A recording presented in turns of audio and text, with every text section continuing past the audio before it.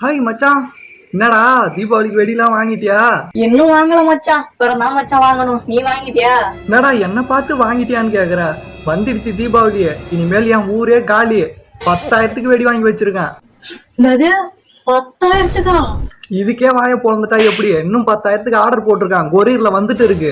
எப்பா அவ்வளவு தத்துக்கெல்லாம் நான் வாங்க மாட்டேன் மச்சான். ஏதாவது 1000-500 கடை வாம்பேன். என்னடா இன்னும் சின்ன புள்ள மாதிரியே 1000-500 வெடிச்சுக்கினேன் போடா. நான்லாம் இந்த மாசத்து சம்பளத்துக்கே ஃபுல்லா வெடி தான் வாங்கியிருக்கேன். சரிடா மச்சான், தீபாவளிக்கு வெடி எல்லாம் பார்த்து வெடிடா. நான் போயிட்டு வரேன்டா. சரி சரி, நீ பார்த்து போயிட்டு வா.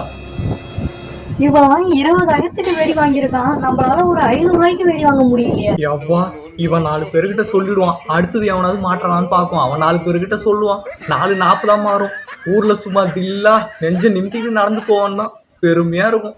அவன் தீபாவளிக்கு 1000-500க்காவது வெடி வாங்கி வெடிக்கிறான். என்னால ஒரு சீனி வெடி கூட வாங்கி வெடிக்க முடியலன்னு நினைக்கும் போது ரொம்ப மனசு கஷ்டமா இருக்கு. எத்தனை தீபாவளிக்கு தான் இந்த மாதிரி பில்டப் போட்டுங்க சுத்தத்து. இனிய தீபாவளி நல்வாழ்த்துக்கள் உறவுகளே.